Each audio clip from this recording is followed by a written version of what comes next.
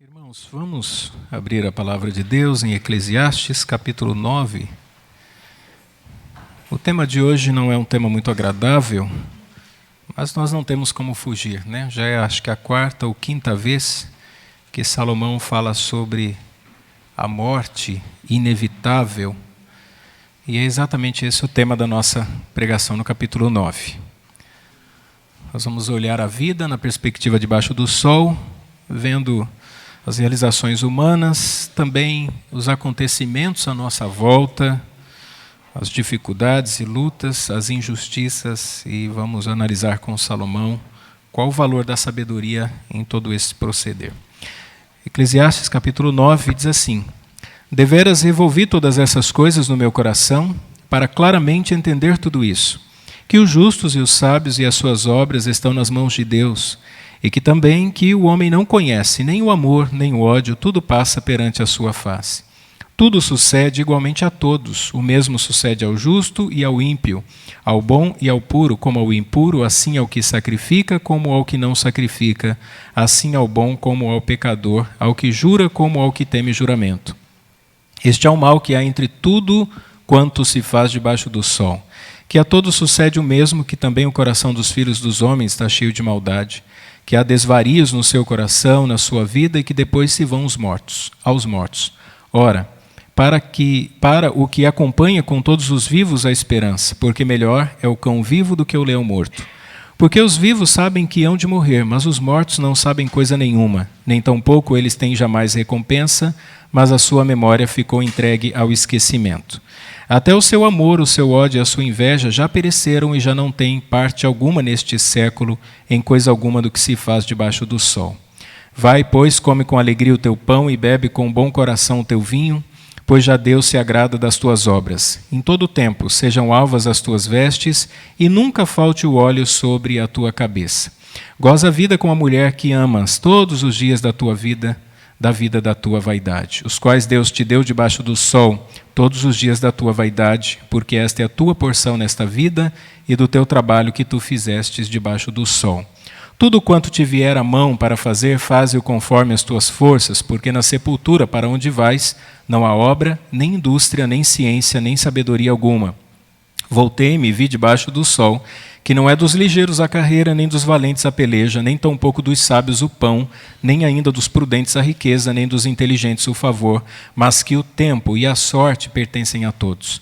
Que também o homem não conhece o seu tempo, como os peixes que se pescam com a rede maligna, e como os passarinhos que se prendem com o laço, assim se enlaçam também os filhos dos homens, no mau tempo, quando cai de repente sobre eles. Também vi sabedoria debaixo do sol, que foi para mim muito grande. Houve uma pequena cidade em que havia poucos homens, e veio contra ela um grande rei, e a cercou e levantou contra ela grandes tranqueiras. E vivia nela um sábio, pobre, que livrou aquela cidade pela sua sabedoria, e ninguém se lembrava daquele pobre homem. Então disse eu: melhor é a sabedoria do que a força, ainda que a sabedoria do pobre foi desprezada e as suas palavras não foram ouvidas. As palavras dos sábios devem em silêncio ser ouvidas, mais do que o clamor do que domina sobre os tolos. Melhor é a sabedoria do que as armas de guerra, mas um só pecador destrói muitos bens. Amém. Vamos orar? Pai, nós estamos diante da Tua palavra. Nós louvamos ao Senhor, porque durante essas 9 semanas nós temos meditado no livro de Eclesiastes e o Senhor tem nos ensinado muito a respeito da vida na perspectiva humana. Como nós temos que viver essa realidade, enfrentar os problemas e lidar com as dores e dificuldades e com a possibilidade da morte. Nós sabemos, ó Deus, que o Senhor tem feito promessas a nós, ao teu povo, e nós cremos nas tuas promessas. Por isso vivemos não por explicações, mas pelas promessas do Senhor. Nós cremos em sua palavra e confiamos em ti. Nós oramos pedindo ao Senhor que, mais uma vez, nos instrua através das Escrituras. Em nome de Jesus. Amém. Quantos de nós já nos pensamos, ou já pensamos, se de fato vale a pena ser uma pessoa justa, se vale a pena sermos corretos diante de tanta impunidade que a gente vê por aí? Nós procuramos ter uma vida correta, uma vida regrada, uma vida organizada, cumprir com a nossa palavra, mas a gente vê tanta coisa errada que, às vezes, algumas pessoas acabam pensando em jogar a toalha. ou como diz o ditado, né, chutar o pau da barraca, desistir de fazer as coisas da maneira certa. Nós temos até esse momento analisado a experiência de Salomão, que deixou o palácio e foi para o laboratório da vida. E Salomão, então, começou a pensar sobre a possibilidade de viver como um sábio, mesmo diante das dificuldades que existem, das lutas, das adversidades, de tanto mal presente na sua sociedade. Ele refletiu e chegou à seguinte conclusão: a sabedoria é o melhor que nós possuímos. Então, para nós termos sabedoria, não se adquire em livros, e ele diz assim que até mesmo buscou ser sábio dessa forma, investigou tudo, se dedicou a tantas coisas, mas ele percebia que mesmo assim a sabedoria estava longe dele. O que ele chegou à seguinte conclusão: teme a Deus, porque esse é o princípio da sabedoria. Agora, aqui no texto que nós lemos, diz que Salomão considerou no coração. Vejam, considerar aqui é a ação de refletir, e coração, o seu entendimento. Ele começou a refletir no entendimento de tudo aquilo que ele tem a respeito da vida, e com base nesse entendimento, ele chega à seguinte conclusão: vale a pena ser sábio. Por quê? Porque nós vamos morrer. A morte é inevitável. E como ele faz isso? Bom, primeiro, do verso 1 ao verso 3, ele diz assim: tudo sucede igualmente a todos. E a morte é inevitável a todos. Veja o que ele diz no verso 1: considerei no meu coração, para declarar tudo isto, que os justos e os sábios e as suas obras estão nas mãos de Deus. Ele reconhece que a nossa vida está debaixo do controle de Deus. Por mais que façamos planos e a gente estabelece metas e objetivos, mas nós não sabemos o que de fato vai acontecer. Nós não temos o controle sobre o futuro. A nossa vida, assim como dos sábios e dos tolos, dos justos e dos injustos, as nossas vidas e as nossas obras estão nas mãos de Deus. Deus está conduzindo todas as coisas. E também o homem não conhece nem o amor, nem o ódio. Tudo passa perante ele. Essa forma de usar antônimos juntos significa ambos. Poderia dizer aqui, ao invés de amor e ódio, graça e rejeição da parte de Deus. É como se Salomão estivesse dizendo assim: nós não podemos saber o que Deus determinou para a nossa vida. Nós temos as suas promessas, nós sabemos que Ele cuida de nós, nós sabemos que a vontade dEle vai ser feita, mas nós não sabemos como é que Ele determinou para que nós vivêssemos dentro dessa vontade. Se com alegria, com sofrimento, se com prosperidade ou se com privações. Às vezes as pessoas são boas e dedicadas e crentes tementes a Deus e têm que lidar com doenças, com sofrimento, com problemas familiares, com desgraças que acontecem. Salomão diz assim: há coisas que acontecem na nossa vida que a gente não espera, nós não imaginávamos isso. Tudo está nas mãos de Deus e tudo passa perante Ele. Verso 2: tudo sucede igualmente a todos. Às vezes a gente pensa assim: o camarada apronta, tem uma vida tão terrível, deveria ter sofrimento na vida dele, e ele vive de maneira regalada. Aí você conhece alguém que é correto, que é justo, que é trabalhador, que é temente a Deus e passa por lutas e dificuldades, e você vem aquele senso de justiça e fala: não é possível. Será que Deus não está vendo o sofrimento dessa pessoa? O que essa pessoa fez para merecer tudo isso? Ele diz assim: o mesmo sucede ao justo e ao ímpio, ao bom e ao puro como ao impuro, assim ao que sacrifica, ou seja, aquele que presta culto, como ao que não sacrifica. Como aquele que não vai na igreja, assim ao bom como ao pecador, ao que jura como ao que teme o juramento. Tudo sucede igualmente a todos. Essa expressão que tudo sucede pode ser como um desfecho determinado por Deus, o que as pessoas chamam de destino. Parece que há um destino para cada pessoa. E o interessante é que as mesmas coisas acontecem também para os que servem a Deus, para os que oferecem sacrifício. Os crentes piedosos, gente que ama a Deus, gente que serve a Deus fielmente, também sofre. Nós acabamos de falar de um pastor que sofreu uma parada cardíaca. Há coisas ruins que acontecem na nossa vida. Verso 3. Este é o mal que há entre tudo quanto se faz debaixo do sol. A todos sucede o mesmo. Ele admite que, do ponto de vista humano, cada pessoa deveria receber conforme a sua conduta, mas não é assim que Deus faz. O nosso desejo é que as pessoas fossem punidas mesmo, aquelas que andam de maneira errada, e que as pessoas que fazem tudo certinho tivessem vida próspera, saúde, família bem estruturada, mas acontecem coisas ruins na vida do povo de Deus. Salomão diz assim, há alguma coisa que a gente não consegue entender. Tudo está perante ele, tudo se passa diante dele. A ideia de um rei num trono governando a história. Tudo está diante dele. Mas acontece igualmente a todos. Todos nós sofremos. Eu não sei como está a sua vida hoje. De repente você esteja passando por um momento muito difícil. Isso não significa que essa dificuldade vai perdurar toda a sua vida. Ou talvez você esteja aqui passando por um momento muito bom. Está tudo muito bem, obrigado. Também não significa que você não vai enfrentar algum tipo de sofrimento.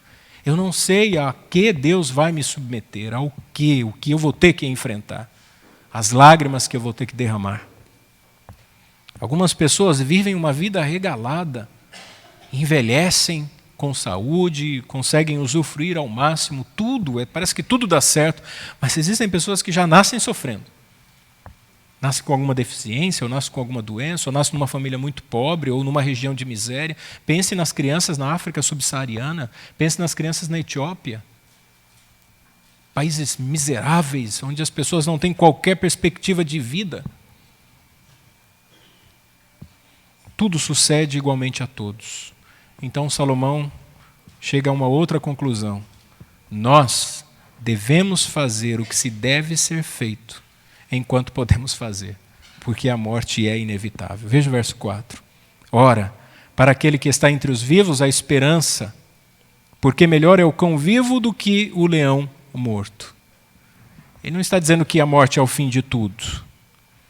Ele não está dizendo que você deve apenas pensar nessa vida, nessa existência, nessa perspectiva, simplesmente porque você vai morrer. O que ele está fazendo aqui é citando um provérbio antigo. Melhor uma criatura humilde viva do que uma criatura exaltada morta. A criatura humilde aqui, é que ele coloca é o cão. O leão, com toda a sua força e grandeza, está morto, então não resolve nada. É melhor você aproveitar a vida. É melhor você usufruir o que Deus te deu, os recursos que você tem nas suas mãos. É melhor você viver a sua vida humilde do que você ficar idealizando, desejando ou imaginando ser um leão, ter uma vida exaltada. Veja que Salomão está pensando na possibilidade de nós usufruirmos as coisas o mais rápido possível que nós devemos viver, não ficar sonhando com grandes feitos quando a gente não consegue fazer o que se deve fazer. Muitas pessoas vivem assim. Se eu fosse, se eu tivesse, se eu conseguisse. Salomão, no auge da sua sabedoria, está dizendo, olha, é melhor você fazer agora o que deve ser feito. É melhor você viver a vida que Deus te deu agora do que ficar pensando sobre uma possibilidade. Por quê? Porque melhor é um cão vivo do que um leão morto. Vivam intensamente. Verso 5, porque os vivos sabem que hão de morrer, mas os mortos não sabem coisa nenhuma. Ele não está negando a esperança na eternidade. Ele está olhando a vida ainda nessa perspectiva, debaixo do sol, aquilo que pode ser compreendido na nossa visão humana, nas nossas percepções, na capacidade que a gente tem de entender as coisas. Porque senão, nós vamos ficar o tempo todo questionando a Deus sobre o porquê do sofrimento, o porquê das injustiças, porquê que nem tudo dá certo. E tem uma passagem nas Escrituras que me chamou a atenção, no Evangelho de João, capítulo 9, do versículo 1 ao 5, quando Jesus é testado ao levarem diante dele um cego de nascença. E então perguntaram a ele, Rabi, quem pecou, este ou seus pais, para que nascesse cego? Essa sempre foi uma indagação da humanidade. Por que as pessoas nascem doentes? Por que algumas pessoas são submetidas a tão grande sofrimento? Por que pessoas enfrentam uma vida tão dificultosa e tão restrita? E Jesus respondeu, nem ele pecou, nem seus pais, mas foi assim para que se manifestassem nele as obras de Deus. Convém que eu faça as obras daquele que me enviou enquanto é dia, a noite vem, quando ninguém pode trabalhar. Enquanto estou no mundo, sou a luz do mundo. E aqui eu lembro mais ou menos na perspectiva da nossa escola bíblica dominical. Nós fomos feitos para glorificar a Deus. Independente do que passamos ou enfrentamos, nós temos que adorar a Deus, esse culto a Deus. Essa compreensão de quem é Cristo, Ele está no mundo, enquanto eu estou no mundo, eu sou a luz do mundo. Jesus falou, olha, todo esse sofrimento que existe manifesta as obras de Deus. Eu olho para a humanidade caída e para o sofrimento presente no mundo, e eu olho para a morte que é inevitável e eu vejo a punição de Deus sobre a humanidade. Por causa da queda, por causa da transgressão, todos nós pagamos o preço. Em proporções diferentes. Alguns sofrem mais, outros menos. Alguns enfrentam dificuldades muito maiores e mais intensas. Mas todos nós somos diretamente afetados pela queda. Cristo é o único meio de nós conseguirmos viver felizes e realizados nesse mundo, porque Ele nos dá expectativa de eternidade, de ressurreição, de estarmos com Ele. E agora? E aqueles que vivem sem qualquer esperança e que se lamentam o tempo todo pelo que está acontecendo? O verso 5 diz assim, a sua memória fica entregue ao esquecimento. Por mais que seja uma pessoa amada, por mais que seja uma pessoa de boa família, gente que não consegue aproveitar a vida, o fato é que a sua memória será entregue ao esquecimento. Você pode dizer assim, não, mas eu sou uma pessoa muito bacana, o pessoal gosta demais de mim, minha família me ama, minha igreja me ama. Quando você morrer é uma questão de tempo e você será esquecido. Salomão está dizendo isso, fica entregue ao esquecimento, à memória. Eu assisti um desenho uma vez com a Joana e com a Patrícia, o desenho chama assim, Viva, a vida é uma festa. Eu até anotei aqui, que eu achei interessante. Um menino de 12 anos, chamado Miguel, ele quer ser um músico famoso. Coitado, espero que ele não tenha a mesma perspectiva que eu, né? E ele vai ao mundo dos mortos. E aí ele encontra o seu ídolo, chamado Ernesto de la Cruz, um músico famoso, por causa de uma composição chamada Lembre de Mim. E esse Ernesto de la Cruz ficou conhecido por causa dessa canção. E aí ele descobre que, na verdade, essa canção pertencia ao seu tataravô chamado Héctor. E que o Ernesto, ele era o assassino do Héctor para ficar com a composição. O Ernesto viveu a vida toda na fama, no sucesso, morreu e as pessoas ainda o tinham como ídolo, inclusive o próprio Miguel. Mas o seu tataravô que tinha feito aquela composição não era lembrado porque a família não tinha nenhuma foto dele. Nós podemos fazer muitas coisas, ter grandes realizações, mas a nossa memória vai ser esquecida. Tudo passa. Tem crianças que já ouviram falar do Michael Jackson, porque a mídia fica falando, porque a gente fala. Martin Luther King, Presidente Kennedy. Não tem Ayrton Senna. As crianças nunca viram, assim, a não ser que assistiram um vídeo no YouTube das corridas, mas ainda fica aquela lembrança porque alguém está sempre comentando. Mas isso não acontece com todo mundo. Pessoas maravilhosas são esquecidas, são deixadas na escuridão da história. Sua memória é apagada. E Salomão diz assim, aproveite a vida, usufrua, faça o que tem que ser feito, não fique sonhando. Por isso ele nos dá algumas orientações do versículo 7 ao 9. Para nós que ainda estamos vivos, olha só no versículo 7. Coma o teu pão e beba o teu vinho com o coração contente. Isso aqui é símbolo de conforto. Faça isso. Deus te deu condições?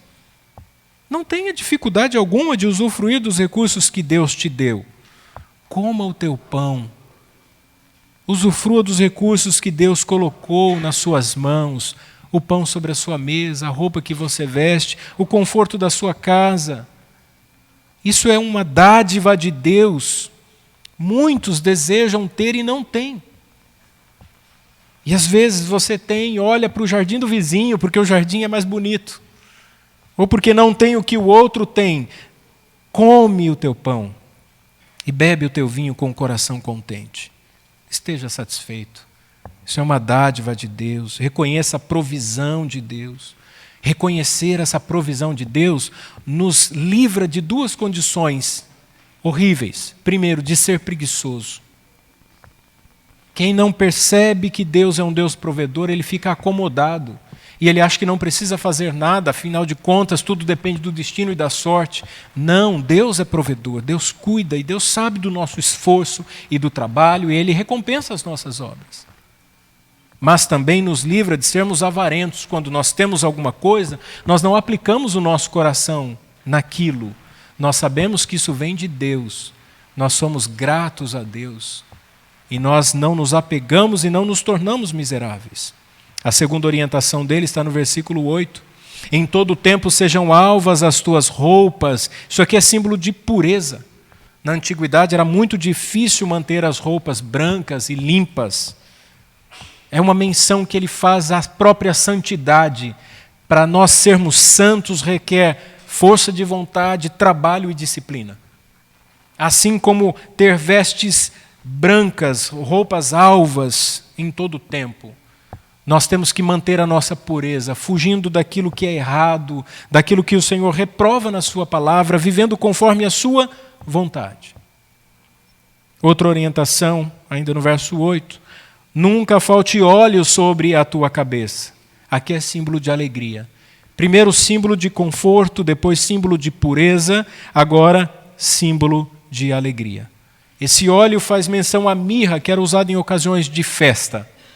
Só que ele não diz que nós temos que usar esse óleo apenas na ocasião da festa. Sabe aquele perfume caro, importado que você tem? Você diz assim, não, eu só uso quando eu vou para alguma festa, um aniversário, alguma inauguração de algum lugar, uma formatura, algum momento especial. O Salomão diz assim, nunca falte o óleo sobre a tua cabeça. Use todo dia. Sinta-se alegre todo dia.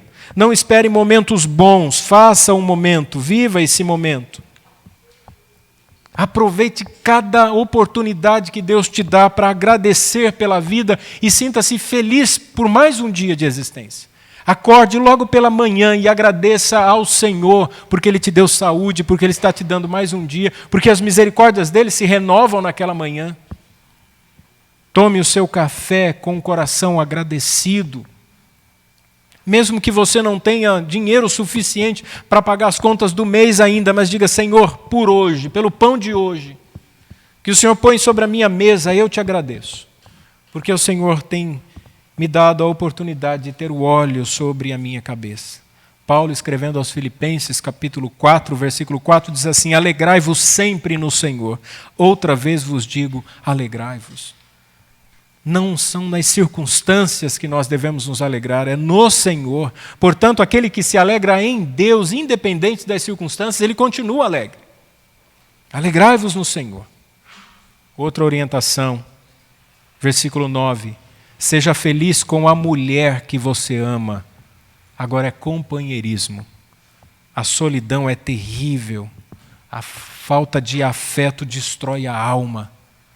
Nós vivemos uma sociedade que não tem amor, as pessoas não sabem a importância do amor, do afeto, da proximidade.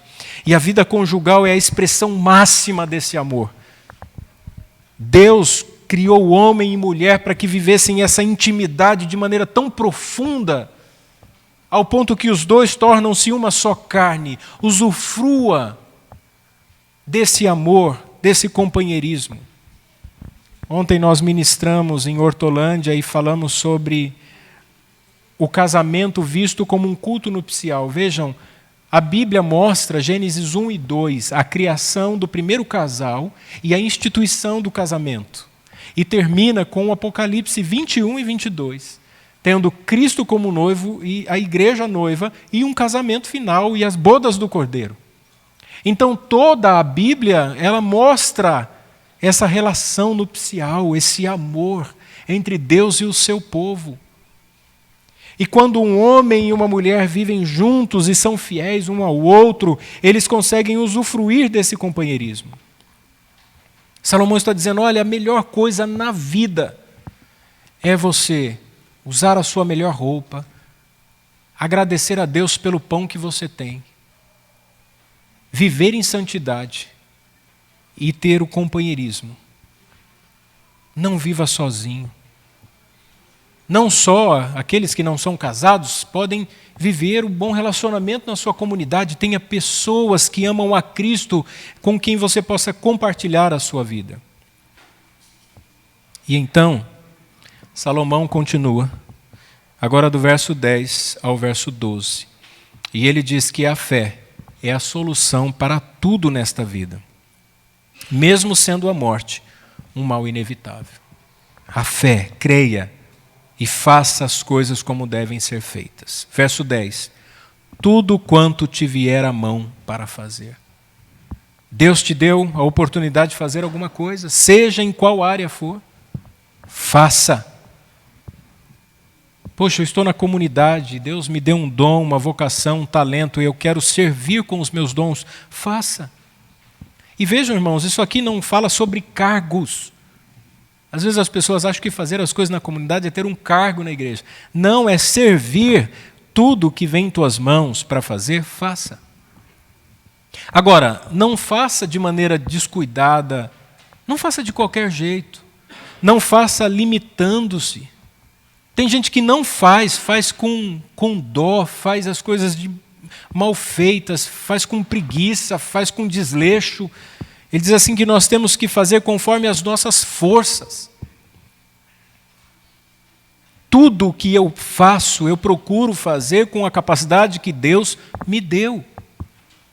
Pode ser que não agrade todo mundo, e eu não estou preocupado com isso, porque eu faço para Deus, mas eu faço com toda a minha força.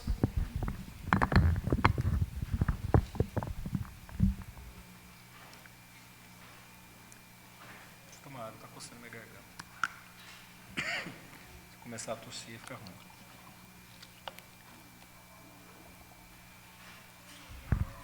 Tudo que eu faço, eu devo fazer conforme as minhas forças. Por quê?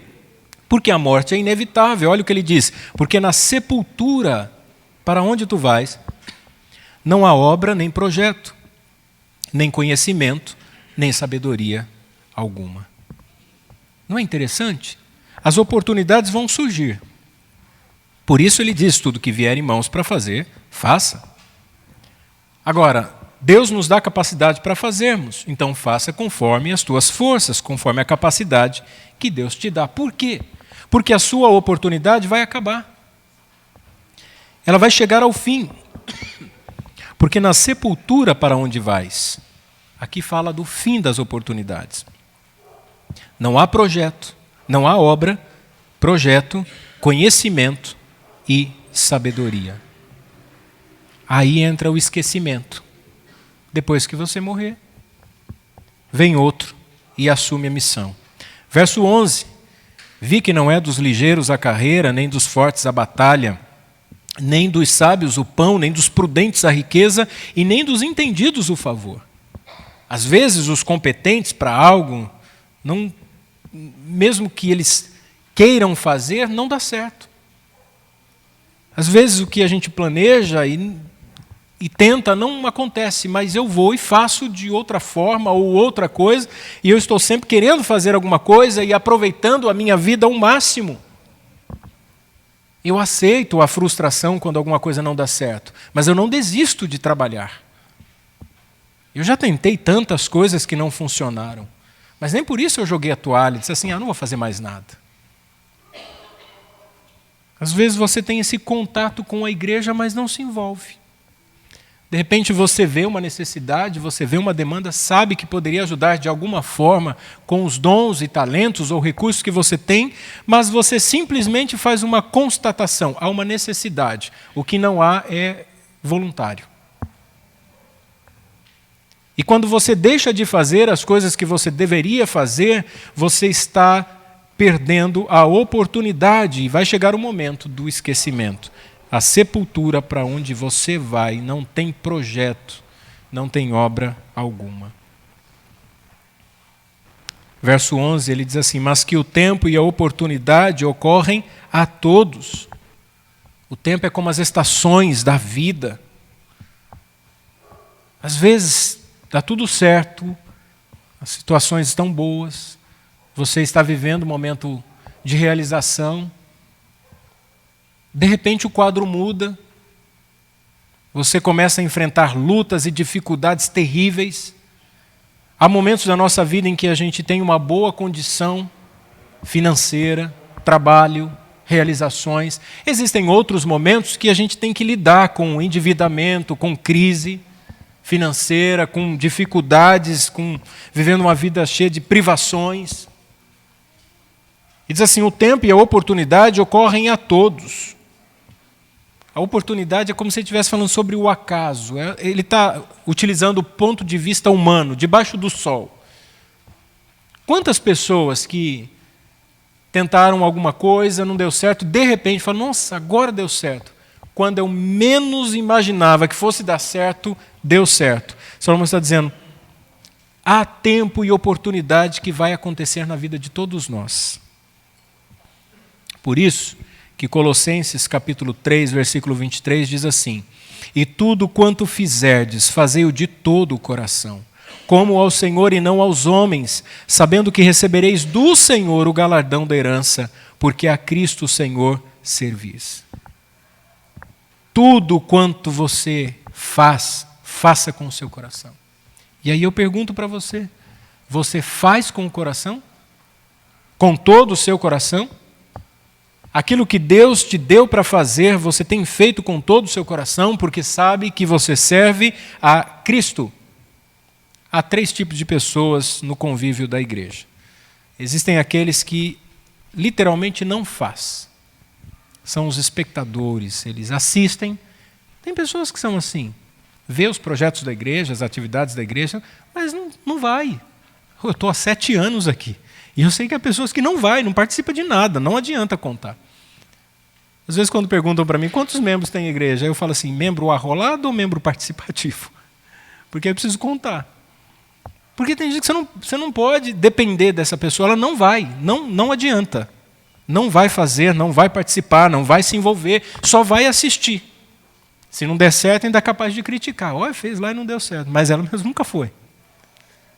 É assim na família, é assim na empresa, sempre vai existir aqueles que não fazem nada. Agora existem aqueles que só fazem se você pedir. Dá para ajudar? Dá para. Vamos ver. É sempre limitado. Não, se vier me procurar, se solicitar minha ajuda, eu até posso fazer alguma coisa. Agora, o terceiro grupo é maravilhoso, são os proativos. É gente que tem a capacidade de observar e Deus vai dando discernimento e entendimento para essas pessoas, assim, pastor, nós poderíamos fazer isso. Pastor, o que o senhor acha de fazer isso? Ou tem aqueles que fazem, mas não precisam de um projeto para fazer. Não precisa do cargo para fazer, ele está fazendo. Eu sei de irmãos que cuidam de outros, que ajudam outros, de gente que ajuda na visita, de gente que ajuda a igreja. Tem irmãos voluntários que chegam, se estiver varrendo, já pega a vassoura, começa a limpar, e se tiver que lavar, já vai. Mas tem gente que se chegar e estiver varrendo, fala assim, eu não pego nessa vassoura. Eu não recebo para isso. Paga um zelador. Não sou faxineiro, não tem gente assim? Há uma necessidade, há uma demanda, mas nunca. E em todas as áreas, essas pessoas, quando um convívio familiar, também são assim. Eu tenho um irmão que foi internado recentemente, já mais de 10 vezes ele foi internado. Mas semana passada ele foi internado novamente, porque ele entrou numa crise terrível. E a minha irmã me ligou e falou assim, olha, fulana disse que não vai ajudar, ciclano não vai ajudar, e assim, e assim. a justificativa. Eu não vou ajudar, de novo, não adianta, não vai sair das drogas, vai continuar, eu não vou ficar gastando meu dinheiro com clínica. Só que não percebe que tem um pai que sofre, que tem que conviver com um adicto dentro de casa. Mas tem gente que é assim, que é frio. Não, é o meu dinheiro, não vem intrometer na minha vida, não me tira do meu conforto. Eu não quero ajudar ninguém, não conte comigo. Não pode. Salomão diz, olha, o que vem em mãos para fazer, faça. Faça a diferença na sua família, faça a diferença na sua casa, faça a diferença na empresa. Eu ouvi uma expressão uma vez assim, eu não lembro se era um pastor, alguém que estava dando uma palavra falou assim, olha, quando eu vou numa empresa, num comércio, e eu vejo lá a foto do melhor funcionário do mês, eu logo imagino, deve ser crente. Porque alguém que trabalha para a glória de Deus deve ser o melhor funcionário. Então os crentes devem estar sempre nos melhores lugares, assim. Porque é alguém que faz para Deus e que faz da melhor forma possível. E aí do versículo 13 ao 16, ele cita uma parábola mostrando que a sabedoria nem sempre será reconhecida. Veja o que ele diz. Houve uma pequena cidade em que haviam poucos homens, e veio contra ela um grande rei, e a cercou e levantou contra ela grandes baluartes. E encontrou-se nela um sábio pobre, que livrou aquela cidade pela sua sabedoria, e ninguém se lembrava daquele pobre homem. Ele não fala o que exatamente esse pobre homem aqui fez, qual foi a sua estratégia, mas ele era tão sábio que ele livrou a cidade de um grande rei, que já tinha cercado a cidade, que já havia colocado os baluartes e que já tinha acreditado que havia conquistado aquela cidade, mas aquele homem conseguiu livrar a cidade. Salomão coloca aqui algo interessante. Ele mostra o conflito que todos nós vivemos entre prestígio, que é o grande rei, e a insignificância, que é o sábio pobre. Nós sempre buscamos essa ideia da conquista, do prestígio e acreditamos que o sucesso é fundamental para a nossa felicidade, para a nossa realização. E aqui, esse pobre sábio foi esquecido. Quantos que admiram ídolos, pessoas banais, ao invés de grandes ensinadores? Os ídolos da sociedade, Neymar, Anitta, atores de Hollywood, nada, gente que não serve para nada. E as pessoas falam o tempo todo, mas pessoas que fazem o bem, gente que é fundamental na estruturação de uma sociedade, ensinadores. Os professores sempre reclamam disso, né? Professores dedicados são um pouco valorizados. Admiram a conquista dos tolos do que a simplicidade dos sábios. Salomão nos leva a essa reflexão. Portanto, meus irmãos, hoje nós temos diante de nós a capacidade de tomarmos decisões e de realizarmos aquilo que Deus colocou em nossas mãos para fazer. Por quê? Porque o tempo e a oportunidade passam. Se você está aqui nessa noite e ouvindo essa palavra, você deve preocupar-se com isso. É hoje o dia de se fazer alguma coisa. Hoje é o momento. Não fique protelando, não fique empurrando as coisas. Amanhã talvez, depois eu assumo, depois eu melhoro, depois eu estudo, depois eu busco a Deus, depois eu vou buscar conhecimento, depois, e a morte é inevitável.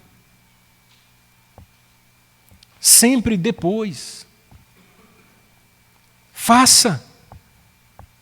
O tempo é agora. Se você tem vontade de aprender alguma coisa nova, estude agora. Se você quer ter um ministério abençoado, próspero, frutífero, faça com amor, mas faça agora. Se você quer ter uma família feliz, uma família abençoada, uma família que conhece a Deus, estude as Escrituras com sua família agora. Se você quer abandonar o pecado e ter uma mudança de vida espiritual, faça isso agora. Não é depois, abandona o pecado agora. Aquilo que está errado na sua vida, corrija agora, hoje. Talvez amanhã você não esteja mais entre os seus. Essa semana, conversei com um pastor, muito amigo meu. E eu conversei com ele a respeito de um obreiro que passou pela igreja dele. E alguém que eu gostei demais, uma pessoa que eu tinha grande admiração, não era um intelectual, mas era um homem muito simples, muito trabalhador. E eu conversando com esse pastor no gabinete dele, e eu disse assim, poxa, fulano deixou uma história maravilhosa. E ele disse, não é bem assim. Eu falei, como? Ele disse o seguinte, olha, ele fez algumas coisas erradas e que começaram a surgir. E eu lembrei do capítulo 7. Quando Salomão disse assim, melhor é a boa fama do que o melhor unguento e o dia da morte do que o dia do nascimento de alguém. Dizendo assim, olha, quando você morre e as pessoas começam a descobrir as coisas erradas que você fez, isso fede. Agora, quando você vive corretamente, quando você é honesto, sincero, fiel a Deus, o seu testemunho fica cheiroso. É um bom perfume. E eu falei assim, eu não acredito, pastor, que ele fez isso. Ele falou, infelizmente ele fez. Quantas pessoas têm a oportunidade e não faz? Ou pegam aquela oportunidade e faz coisas erradas? A morte é inevitável. Que Deus continue nos capacitando, nos dando graça, para vivermos uma vida santa, justa, diante dele. Amém, meus irmãos?